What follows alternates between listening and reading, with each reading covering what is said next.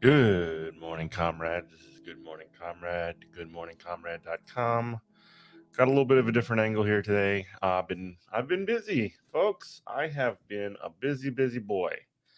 I was up until about 1 this morning, through this morning, 2 o'clock in the morning, rearranging my office, building a brand new desk in here, getting all set for some, just to kind of actually make this a functional working space if I'm going to be, using this to do my show, to do Good Morning Comrade from here. But, so if I'm a little bit out of it, that's why. I'm a little bit out of it. That is why. I'm still working out some of the things. I know this lighting isn't perfect. I know my other lighting isn't even set up. But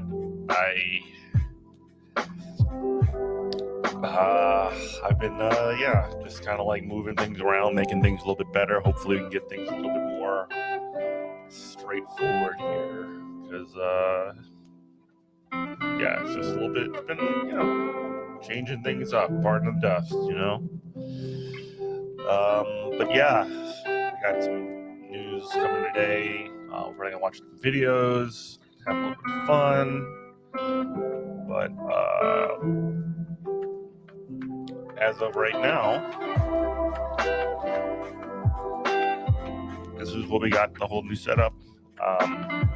Somewhere down the line, computer, or at least a new video card, whenever we get one. If anybody has a video card, by the way, that they want to share, if they just want to give me a video card or something that I can use, help update the show, point me in the right direction, sell me for cheap, please let me know. But other than that, yeah, so it's summer now. I actually went out to a restaurant bar yesterday really quick to go get some food. And it was just a ton of teachers out just partying it up. You'd never seen anything like this, man. It was just they were tearing it up, just going wild, going fucking buck wild. Because it's summer. So it's just that time of year. They're happy. It's actually summer now. People are feeling it. And I'm feeling pretty good right now, even though I'm exhausted. I've been up late, like I said, only 5 hours of sleep. But here I am, giving you your daily dose of Good Morning Comrade show. So that's sort of where I'm at. I do want to start with some really good news. It is this.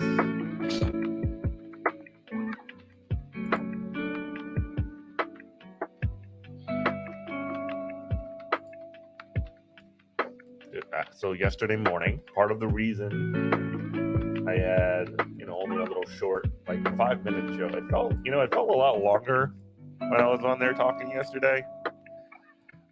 Just because I was sitting out there in my car, there was no content. I didn't have any of my stuff. I didn't have any of my setup. But I was at a Bricolage Academy, which is a school in New Orleans. Oh, that's great, Remy. Thanks for joining. Thanks for hopping on here. I hope you enjoy it. Gee, Wolf, you'll wake up soon. Yeah, you and me both, brother. But welcome to the program there, Remy. Definitely smash that subscribe button, or the follow button, rather. And it's good to have you here. But yeah, I was at a rally yesterday for the Bricolage Academy educators. Bricolage is a school in Mid-City, New Orleans, as I said many times on the show, as many of you might know, but if you don't, New Orleans public schools are largely charter schools, which means that they don't have unions. They are largely sort of fractured, like into bits. They don't have one big unit that has one big contract with the school system. It's pretty messed up, really, when you think about it. But what's had to happen since then, which happened in Hurricane Katrina, by the way, this is when this all started, is that each individual school, if they want to have a union, has to individually organize a union. So it's been basically starting from scratch for a lot of New Orleans schools. And let me turn this down a little bit. It's been starting from scratch for a lot of New Orleans schools. And there's only three. Well, there was only three, but now there are 4 schools with unions because Bricolage won their union yesterday. It's fantastic. It's great. It's wonderful news. So, Bricolage Academy educators vote in favor of unionization. After years of organizing at the Esplanade Avenue Charter School, Bricolage Academy educators on Friday voted in favor of unionizing. Announcing the majority vote with a thumbs up, hugs and elations from on the school's front steps. The vote, which was taken under the supervision of the National Labor Relations Board, will mean that the Bricolage Academy Educators United will become one of the handful of schools, including Morris Jeff Community School,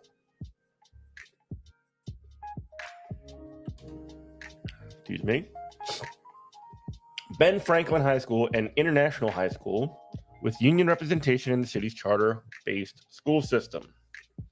The union will represent the school's teachers and other classified as professional staff.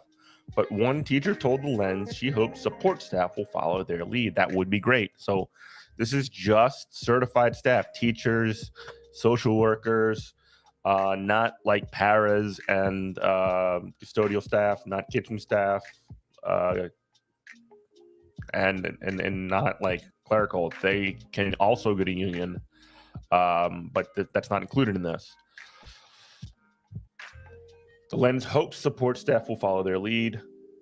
I feel excited and relieved, but I know this is just the first step. Lee Top said through tears after hugging fellow union supporters outside the school, quote, "I'm looking forward to our support workers filing soon because we know we're not a true unit until we're together." That's beautiful. Final tally, 42 in favor, 18 against.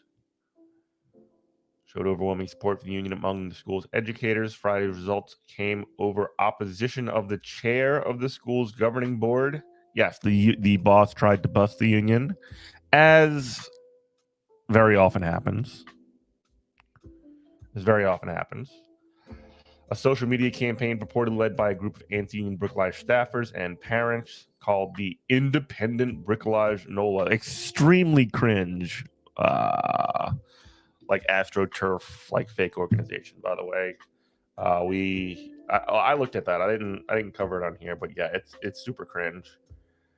But that group also pushed against union drive in recent weeks. Quote, "While we are disappointed in the outcome of today's vote, I suggest you cry some more and continue to believe it is best that our valued employees maintain their independent voices through direct access to school leadership." Fucking bullshit like boss language. "We respect the opinions of those who prevailed," read a statement released by board chair Yvette Jones after the vote. Cry more, boss. Cry more. "Our task now is to ensure that all voices on this issue remain fully respected and that our school community moves forward together as one to make Bricolage Academy the most desirable and rewarding environment possible to educate, work, and learn." That is just like terribly written. And and that kind of stuff, like, really intentionally obscures the fact that Bay, Bricolage Academy Educators United, like, the whole point of Bay United and the whole point of, well, not the whole point, like, it's the whole point of unions are to protect workers because the boss exploits them. And what the boss ends up doing is try and use this bullshit language of, oh, we're a school community and we value independent voices and all this other fucking bullshit. To try and divide the teachers. The teachers are stronger. The workers are stronger when they're united, when they're together. So let's remember that. Desirable wording environment is possible to educate, work, and learn. Like, that's just shitty boilerplate language, by the way.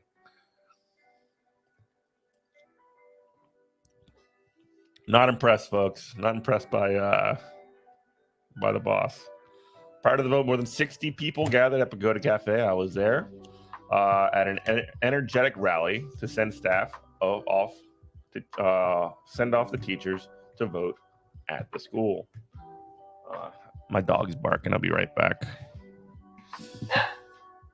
She needs to go out. Ish. Don't you realize I'm doing a show? Come on.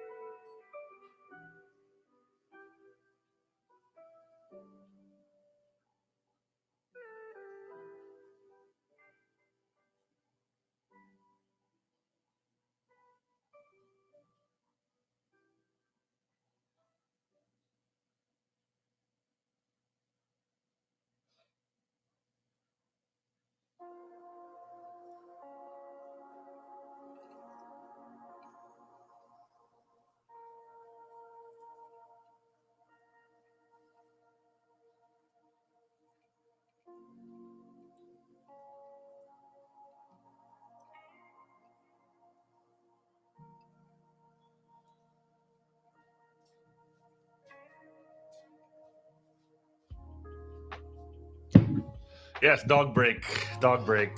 Sorry about that. Yeah, I also got myself a nice cup of kofefe. I got a nice cup of kofefe. Here it is right here. But yeah, sorry about that. As I was saying, more than 6 people gathered at the Pagoda Cafe. I could tell about Pagoda Cafe, by the way, which is on North Dorgenois in New Orleans. That is, so the owners are actually selling that place to the workers, and it's becoming a worker co-op. End of aside, but that's really cool news. Energetic Rally sent off teachers to vote for the school. The teachers from Ben Franklin High School and Morris Jeff Community School, 2 charter schools in the city with collective bargaining agreements, were there along with other workers, advocates, union members, and some school parents. I mean, I was there. My union local, Jefferson Federation of Teachers, was there. The carpenters, the painters and glazers, the AFL-CIO, Federation of Unions, their leadership was there as well. Laborers, like labor showed up in solidarity. It is a beautiful thing. At 7 a.m., broadcast of We Are Family was a bit too loud for one neighbor, but the group quickly moved to invite several speakers to address the group. Quote, "We know teacher working conditions are student learning conditions," Bricklog music teacher Brittany Schofield said to the crowd prior to the vote. And then she started singing songs too, which is pretty cool. It was actually a really nice little thing. So to continue on,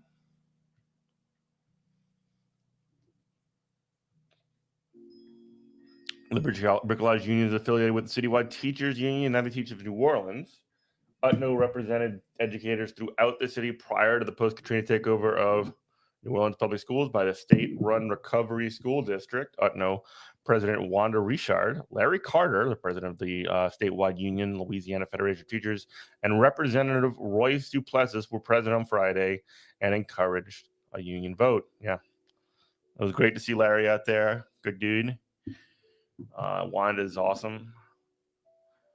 "We believe all teachers, no matter where they teach, deserve to have a seat at the table in this city," Royce Duplessis said. And he's an elected official. He's a state rep.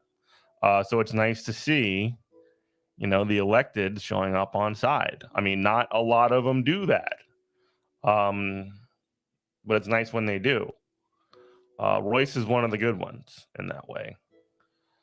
On the rally, educators then marched from the cafe over to the school. It's like not even a block. It's like 100 feet, folks. It's a short march. After board inaction, educators turned to NLRB. "Teachers have argued the union is needed to give them a voice in school administrative decisions, address pay disparities, and ensure they are paid for extra work.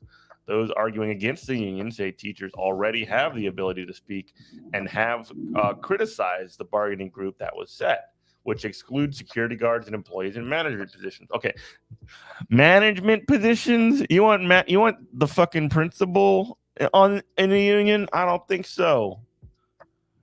3 months ago, Bay presented their union petition to Charter School Board and asked for voluntary recognition. But in an early March meeting, the board declined to take action on their request, sending the group to the National Labor Relations Board. So that's part of the process, right? You present to the boss that, hey, we would like a union, please. And the boss can either choose, okay, we can recognize this union. We can just say, hey, okay, fine, we recognize you. Or they can choose violence and say, no, you got to go get a vote. We don't like unions over here, which is what happened.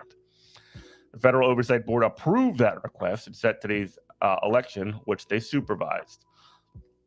The union drive grew more intense in recent weeks as independent Bricolage NOLA, this fucking bullshit AstroTurf group, ramped up its social media campaign discouraging a union and encouraging all employees to vote in the union election, let their voices be challenged, potentially dragging out the official results.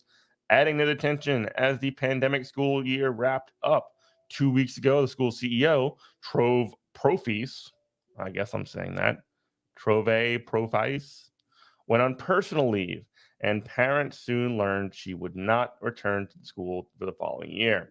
Learning this week, the board selected the school's principal, Antigua Wilburn, as its interim CEO. Good morning, Ginny.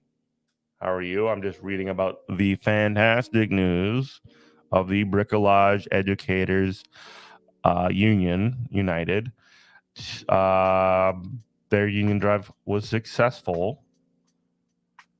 Both Bricolage Board and administration have publicly discouraged organizing in some cases, using the school's email service to email parents to express their opposition.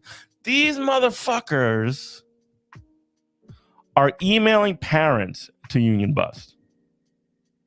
Can you believe that? Yeah, I can. I guess that's what a stupid question.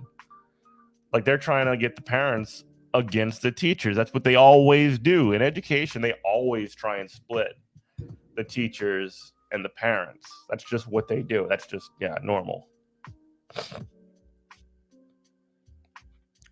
In one email from late April sent to parents, Bricolage Board Chair Yvette Jones criticized the effort as unnecessary and questioned why certain employees, including support staff and supervisors, were not included in the union. And Profees told the Lens, that's the paper that I'm reading. Profees told the Lens in early May that a union is, quote, not in the best interest of all employees or students. Fuck you. That's like actually literally the opposite. Just total lies. Back at school Friday, as teachers smiled and hugged one another, there was another common statement that could be heard, acknowledging the upcoming collective bargaining process. It's back to work, said Rwanda Risard, who's like I said before, president of United Teachers of New Orleans. That is, like I say, banger good news. Like, hell yes. Hell motherfucking yes. This is good stuff. Good things can happen. Good things are possible. Unions, yes. Very exciting. Very, very exciting. Thank you to Marta, who was there yesterday, for writing this story. She's cool, actually. But yeah, that's the good news for today. That's the good news for today.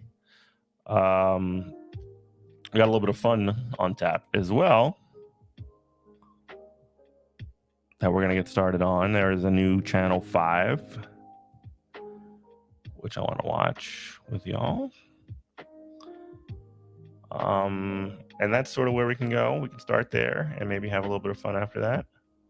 But yeah, Channel 5, we're gonna watch that. Leslie. Hey,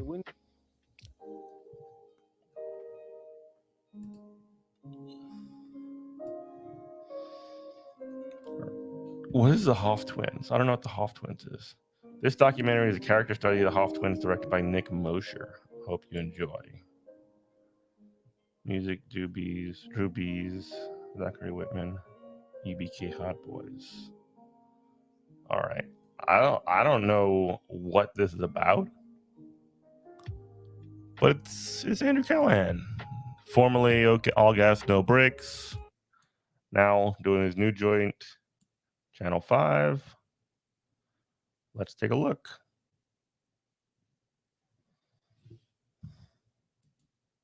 Oops. Hey, we need help in the liquor department. We've been everywhere and on every bitch. Okay.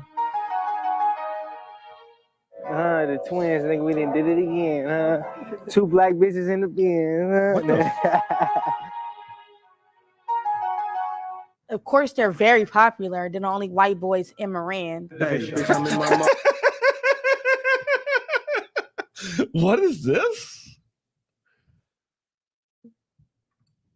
Of course, they're very popular. They're the only white boys in Moran. That roll, I roll. Holy shit. Money turn me on.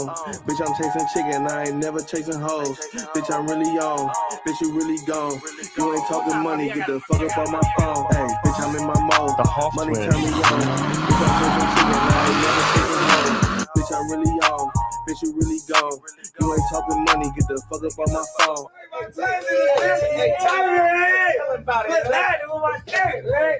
You better act right and get spanked. Alright, I'm Fizzy. My name is Fizzy. Fizzy.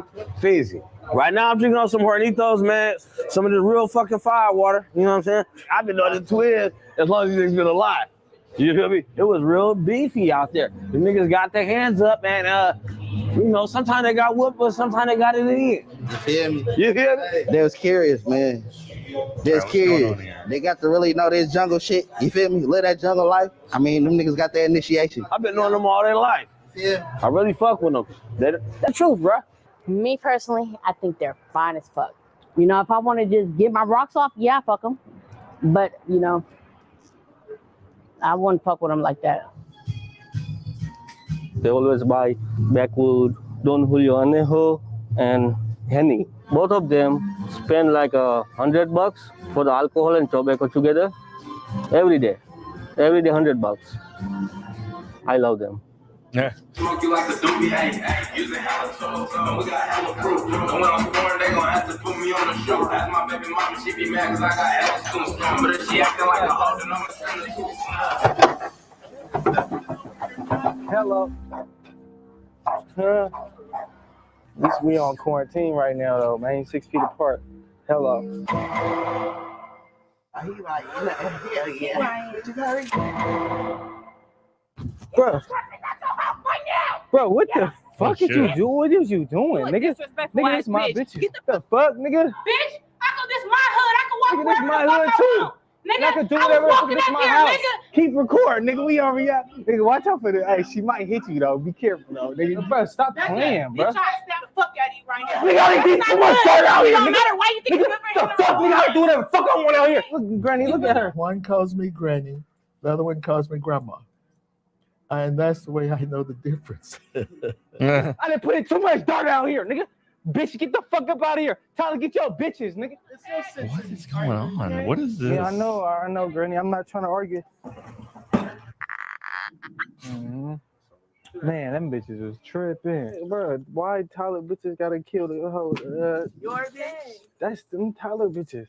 But they're nice. Both of them are pretty decent boys. And they try to do what's right. And I'm proud. That's why I'm proud of them. They work and they try to do what's right. Ah.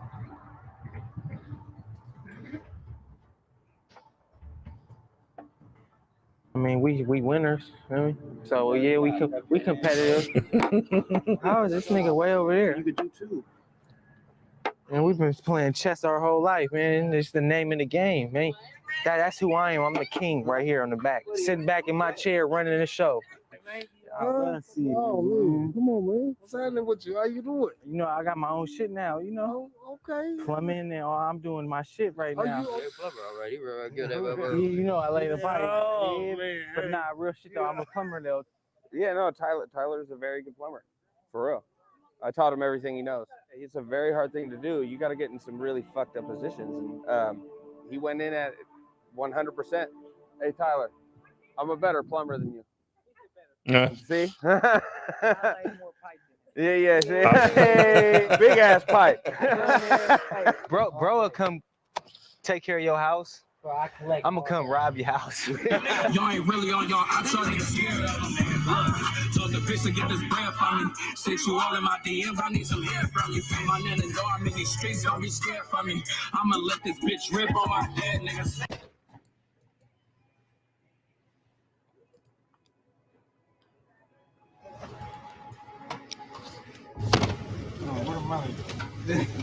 That's like a 1990s Mustang too. I like Tyler more because he's more ambitious. Alex is ambitious, but in a different way. Think I let it smell of that gunpowder. Pass the whole little bro so he can get some fun out. Two black bitches in the bins, huh? These bitches love hanging around me. Pull up with a fat backwood, some Don Julio. These bitches do whatever you say though. Like, Alex buys me whatever the fuck I want Alex to buy me. I ain't invest no money into her, but she invests money in me. Alex buy me food. Alex buy me clothes. I'm really that bitch, and most people don't know that. But I love Alex. I really do. He's definitely better than all my other boyfriends for sure. I love it, boy. They bitch coming with us. You know, they getting tired. Guys, they don't want to get loved all the time. They want to get treated like shit sometimes, man. Choked, slapped, and beat up from the back. Yeah, man. I'm the bad twin. He the good twin. He's finesse, and I'm success, man. And we got the master plan. Ginger shot. Health is wealth. Come on, man. I'm trying to last. Be the last nigga standing. Chestnut checkers. You know, checkmate. That's the goal. Look, you see Rocky? Yeah. Look at the dog, though. Chopped out. It cost $10,000, but I ain't paid $10,000. I went to San Bernardino and got it for $8,000. It's my dog. The dog is in my name. Alex told me it was $10,000. No. How much? Yeah. Yeah. That's a cute dog, though. Hey, excuse me. Can I get help? That is a cute dog. Look at those ears. Yeah. I love this dog. I want this dog. I would pay $10,000 for this dog. Absolutely. Hey, excuse me. Can I get help in the liquor aisle? Right on, bro. Big Naho.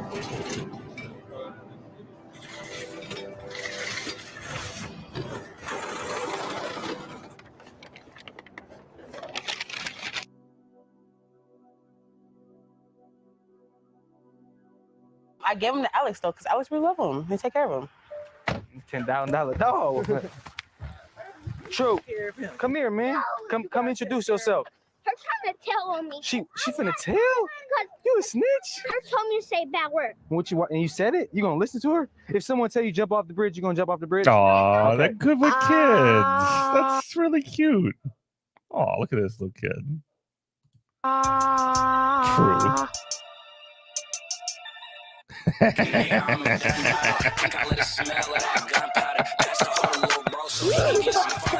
This kid rules.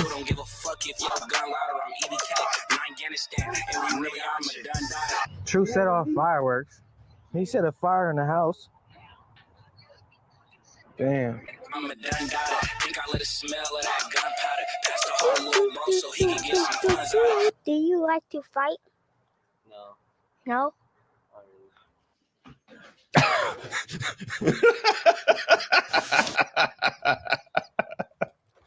Yeah, that's my son, badass son.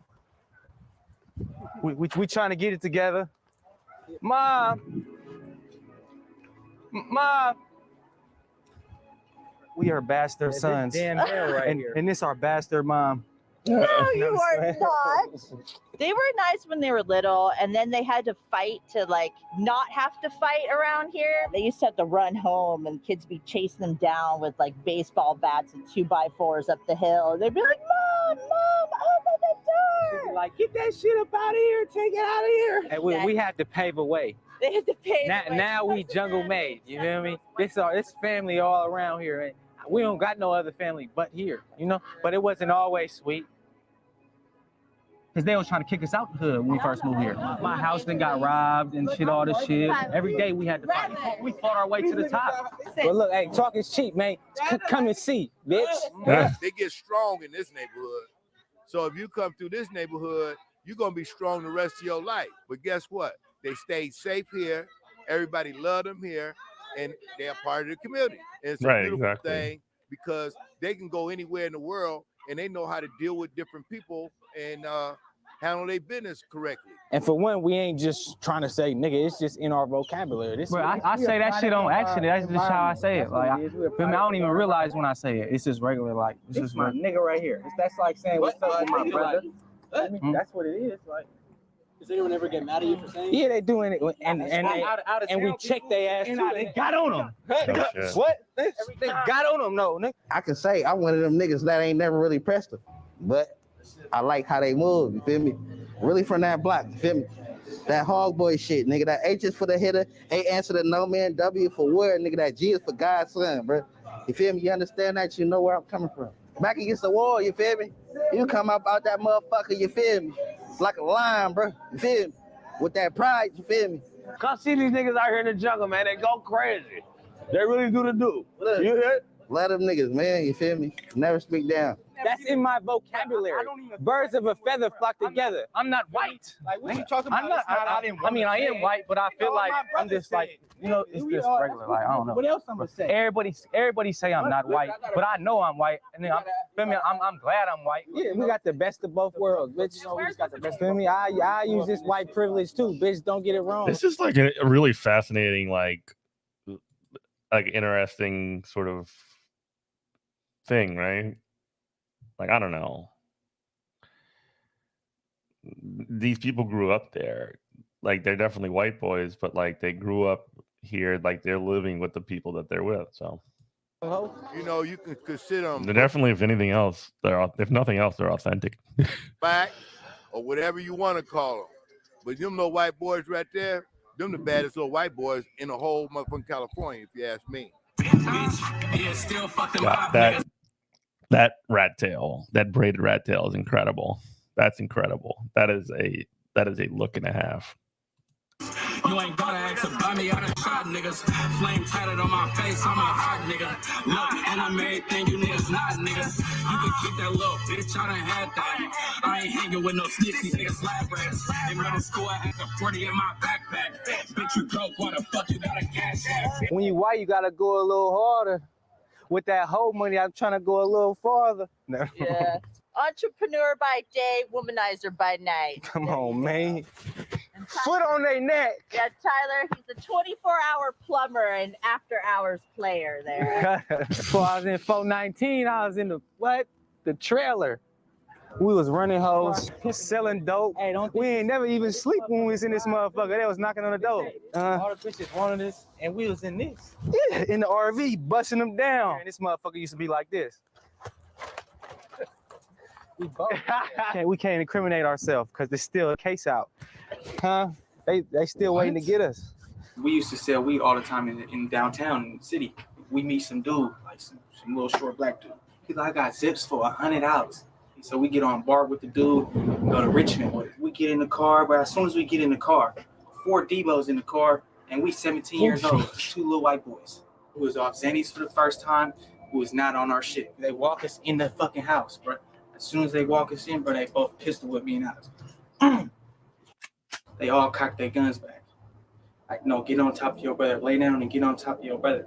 They're like, yeah, we gonna kill y'all, right? Get on top of your brother. They all cock their shit back.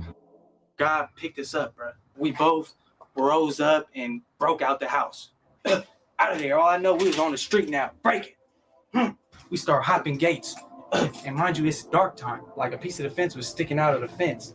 And it gashed me in the head. So now I'm leaking all over the place. Alex looked at me like he thought I was shot because I'm leaking everywhere. So then he hit the corner and we got up out of there. And we came back home. That was one of like the craziest times right there. I mean, and right when all this happened, my best friend got murdered. And so, I mean, Chat, what do y'all think of this? This is like super interesting, right? The last person that seen him, or Don't abandon me now, Chad. I don't know. The last thing I heard or something, he was going to like First Friday in Oakland, and then he ended up dead in Vallejo. I know. Where the hell do they find folks like this is like amazing. A little bit, like it's a little bit like The Jerk, but like way like extremely real. Like these guys are not fucking around. You know, they're I mean, and obviously like if they're not like, yeah, it's just wild. Right here, it ain't the best tattoo.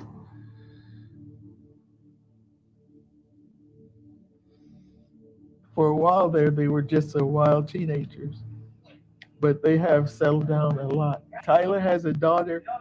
She just turned 3. Aww. Can you buy me a car, baby? A car, baby. I love my daddy. My daddy. Oh, that is a cute kid right there. The definition of a man is a person who takes care of responsibilities, a person who takes care of his family. the person that puts others before him, and I was never doing that. It was always me. That day, I just decided I'm becoming a man.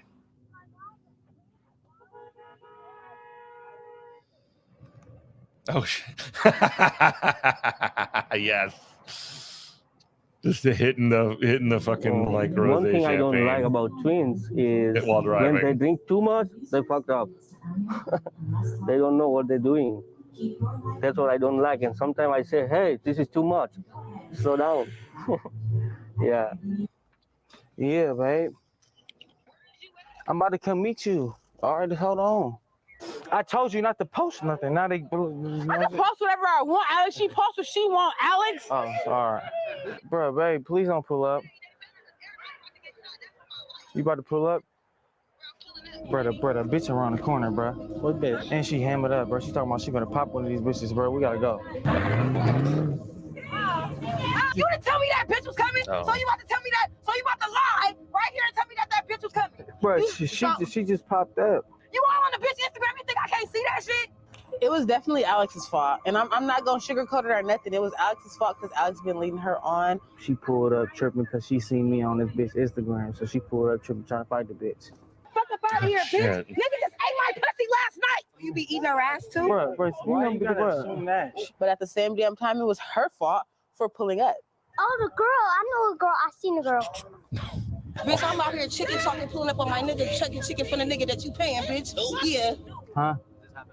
All the time. Different bitches all the time. You're foolish. Okay, bro, that's why I told you don't come today. When they get some good dick and by a white boy, bitches fall in love. They don't know how to act.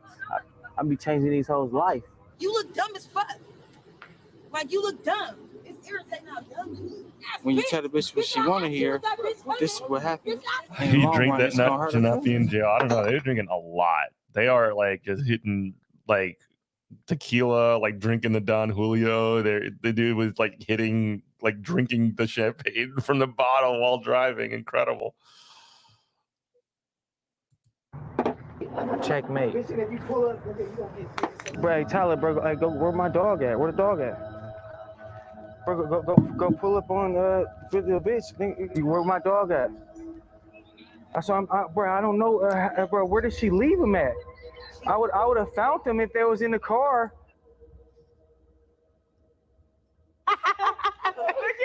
I took him. They didn't lose him. And he knows I'm gonna steal the dog every time I come around if he don't play his cards right. So yeah. I mean, I would do the same. 4 cars deep, been in blocks trying to wax something. Well, that was something. That was a thing. I could give a fuck if it was blood, I whack cousin. In the kitchen, cooking, got the jumping. Cutting up all through traffic. I'll be back, nothing. You ain't even flipping nothing out that pack, what you get back from it. Please let me know. Never in my life been a type that'll stress a hoe. I'm trying to get out of here. I don't want to be in here. I'm trying to get rich and get the fuck up out of the project. Hey, we ain't gonna get rich and act like we don't know nobody. Yeah, bitch. We're gonna bring them all with us.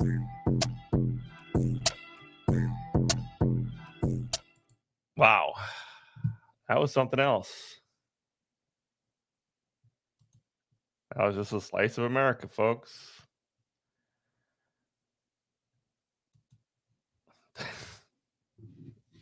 Cool. Well, that's there's a new second thought. This episode and others like it are made possible by the generous support of my patrons on Patreon. If you'd like to help support my channel and get early access to every video and our members-only Discord server, consider becoming a patron at patreon.com. That was truly something else, wasn't it? I mean, those dudes were just like, I mean, they were definitely the genuine like article of that section, but like of that wherever they live. But damn, it's just like so. I don't know, something like very odd about that. But it was really interesting video, very good. I'm not gonna lie, that dog was very cute.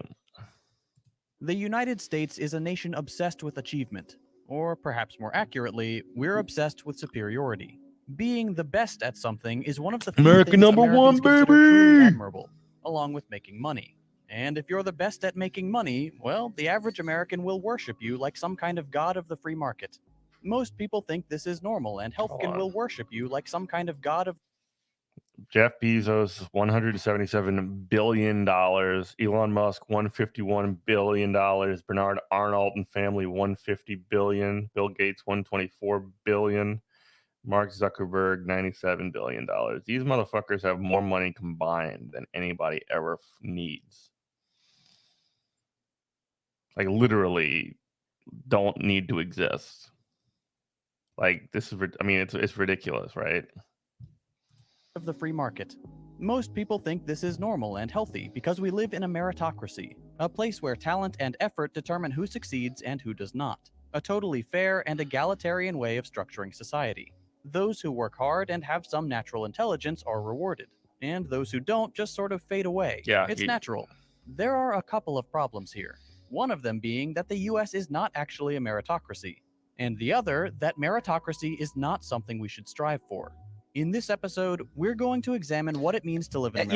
Yeah, so really quickly, there is this sort of like baseline assumption that most people, even if they don't know, even if they know it's not true, like the sort of like lie that we tell ourselves is that, yeah, things are the way they are because of the things that people have done, and it's fair, and everything is just worked out into that position.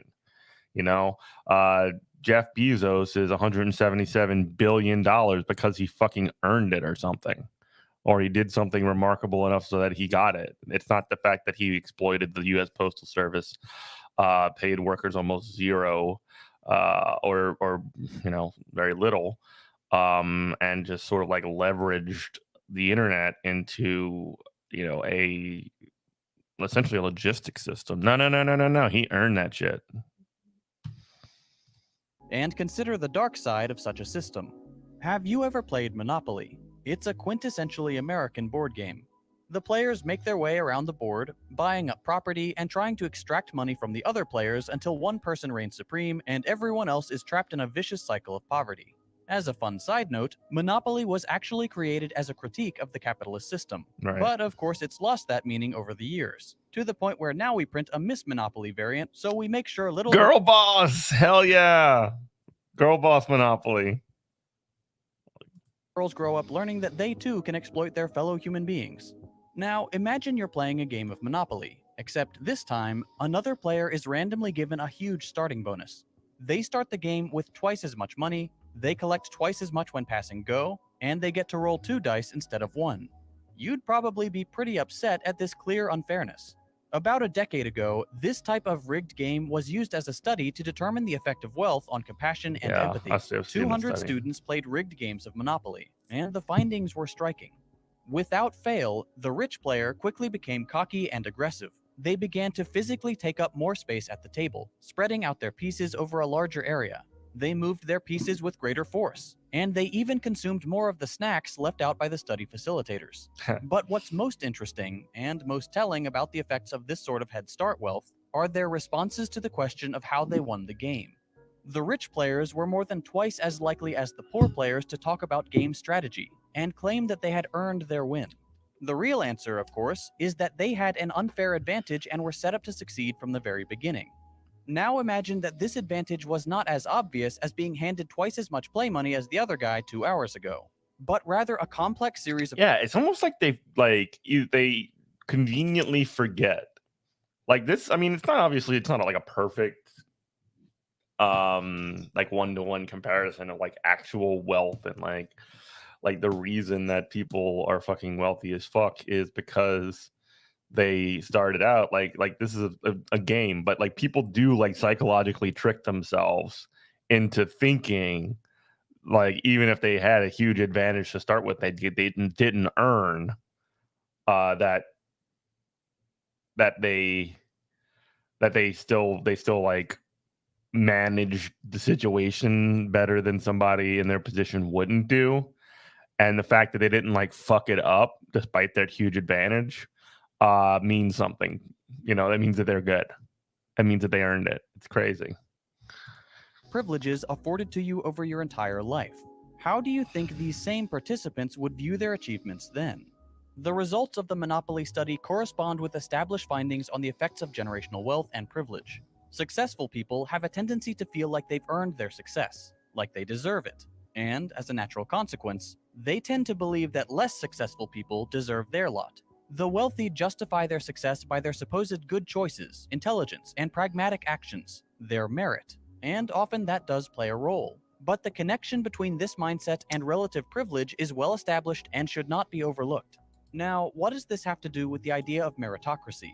Well, the common claim is that the US functions like a normal game of Monopoly. Everyone starts on equal footing, and it's only through cleverness and hard work that anyone comes out ahead. Everyone has the same opportunities, and it's up to them to make use of them. On the surface, this may sound like a good idea, but it has some real problems. First of all, it should be obvious that modern capitalism is nothing like a fair game of Monopoly. In fact, it's much worse than even the rigged game from the study. A group of researchers have put together a map called the Opportunity Atlas, which can accurately predict the future income of people from any given zip code based on their socioeconomic background. As much as we may want to ignore it, we can no longer deny the concrete link between family status, wealth, location, background, and rates of future financial success.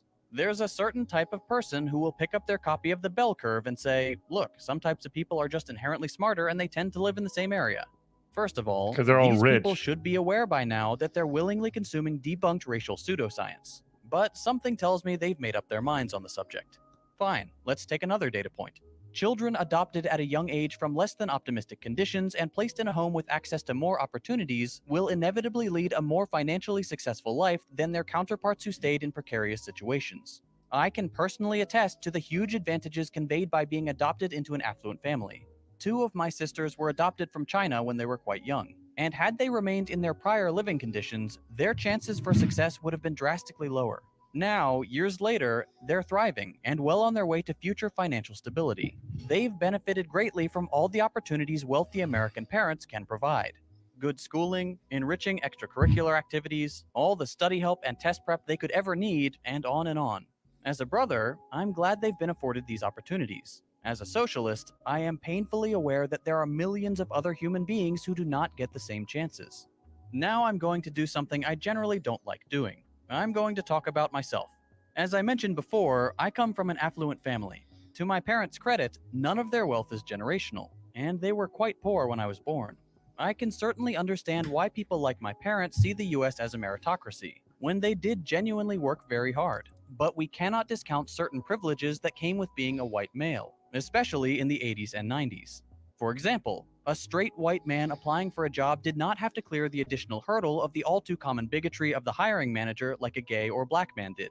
By the time I was old enough to have real memories, my parents were well established. I was given opportunities many others were not. I could attend private school, take extracurricular classes. I could get a tutor for math, which I was terrible at. I could take practice SATs to prepare for the real thing, which, fun fact, was established as part of a eugenicist population sorting program in Dude, the oh my god, standardized tests are so fucking bad. Like, and actually, I mean, I guess he's making the point right now. Yeah, they are part of a they have roots in eugenics, like literally fucking like race science. That's where standardized testing comes from. Which, fun fact, was established as part of a eugenicist population sorting program in the 1920s. Now, one thing that is rarely talked about is the role social background plays in rates of success. I had one half of the merit equation. I was naturally pretty smart. Certainly not a genius or anything, just clever enough to coast through my classes, except math, without putting in too much effort. When I went off to college, I had earned a decent academic scholarship, and I was able to attend a small private university. I too hate math. Thanks to a combination of the scholarship and my parents' affluence. Since I was used to coasting through classes, I tried the same thing in college, and it went very poorly. My first semester, I earned a 1.65 GPA and promptly lost my scholarship. The only reason I was able to keep attending is because my parents were able to afford tuition without the scholarship. Then when I graduated, they took on 90% of my student loan. I went to LSU. All my homies hate math. Yeah. Except I went to LSU, partied it up for like a year, lost the TOPS, which is a social, like a public program where if you keep a certain GPA, they'll pay your college down or whatever. it's like it's like a program that like buys off essentially middle class families so that they don't support free college. That's basically what TOPS is. But I blew that and stayed at LSU for the year. Finished, got my second half of the year. I got my grades up, and then I went to UNO, University of New Orleans. I will say though, LSU won the national championship that year. Which it's would not my have been fault. an enormous burden for a student fresh out of school.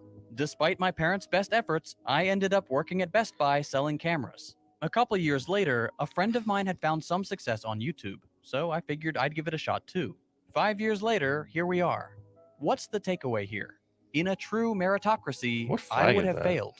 I didn't have the full equation. I had the talent, or at least enough of it, but I didn't put in the hard work.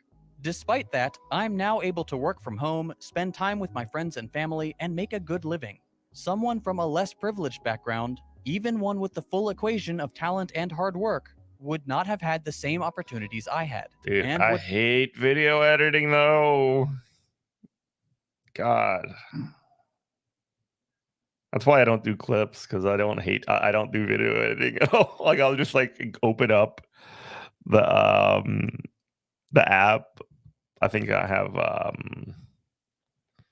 which one do I have? I don't even remember. DaVinci. And I just like look at it for like 30 minutes. I just like stare at it. I'll import the video and I'll just fucking cry or something and just give up. I just hated video editing.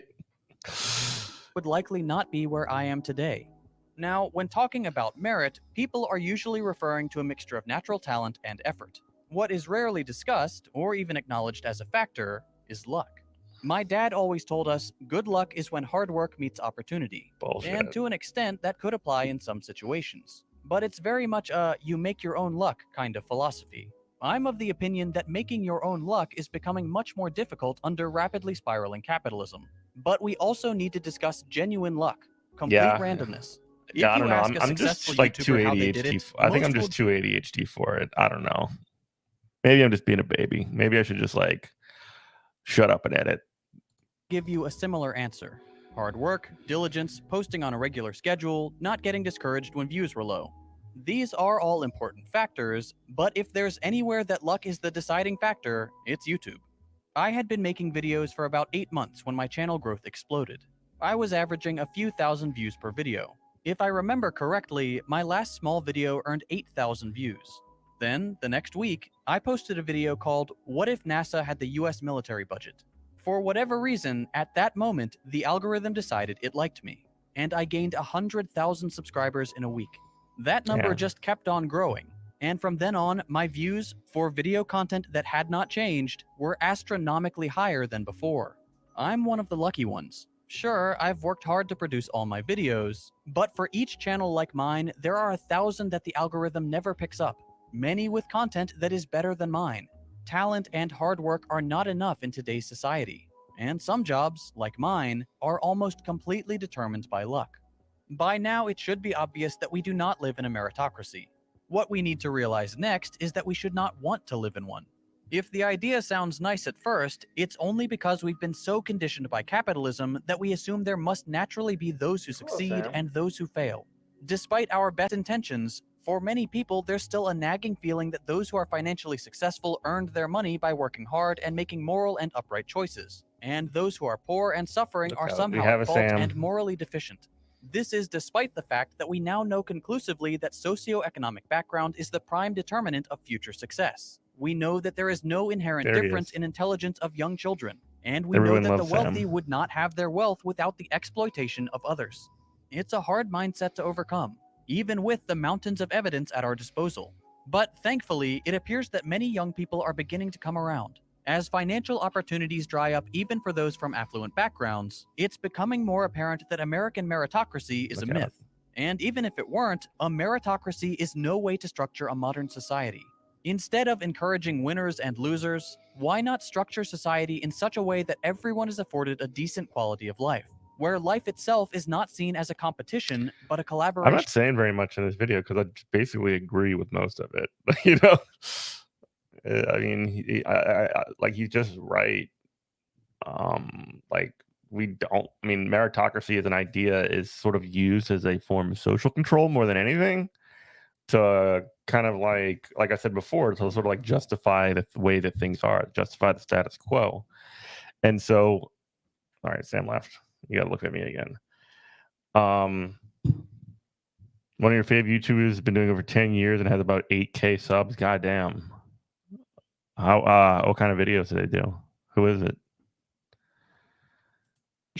Each contributing I however mean, like, and you can, I mean, I think that second thought's being very honest, if nothing else, like very hard on themselves for like, I don't know. The videos are pretty good. Like I do, but I mean, I guess when you have success on YouTube, you have more time to dedicate to doing YouTube. So then you can get better at YouTube because you don't have to do like another job. If you're, doing this full time, which I'm not even doing. I mean, like, I think I put out a lot of content for somebody who doesn't, who has to work another job as well, in addition to doing YouTube and Twitch and all that other stuff. But like, it is what it is. I'm not like complaining about it, I guess. Dangerously talented, very odd humor. Okay, I might check them out. they're able, and everyone benefiting from societal advances. Meritocracy may have been a nice idea during feudal times, but there's no need for it today. It's ridiculous that the modern aristocracy is able to perpetuate generational wealth by hoarding the nation's opportunities, while millions of equally capable American children are left hanging by a thread, dangling over a pit of precarity from which there is little chance of escape. Let's leave the notion of meritocracy behind and work together to build a more equitable society, one that works for everyone, not just the wealthy and well-connected. I mentioned at the beginning of this video that this kind of content is made possible by my patrons on Patreon. This type of video, while very important, is something that sponsors won't touch. Good stuff from Second Thought. Give it a like. All right, and that's gonna do it for me today. Coin toss as to whether I'm gonna do a show tomorrow or not. I don't know. We'll see. But yeah, thanks for checking it out. Thanks for watching today. G Wolf, Remy, thank you for joining us for the first time. I appreciate that. I hope you smashed the good old subscribe button and or the follow button on Twitch. And yeah, Jenny, G Wolf, I will see y'all later. But yeah, solidarity with the Bay United for the Bricolage Educators United. And hi, Quibble or Kibble. Thanks for joining us as well. Appreciate it. Appreciate it. Smash subscribe, please. For everybody else, love you. Bye bye.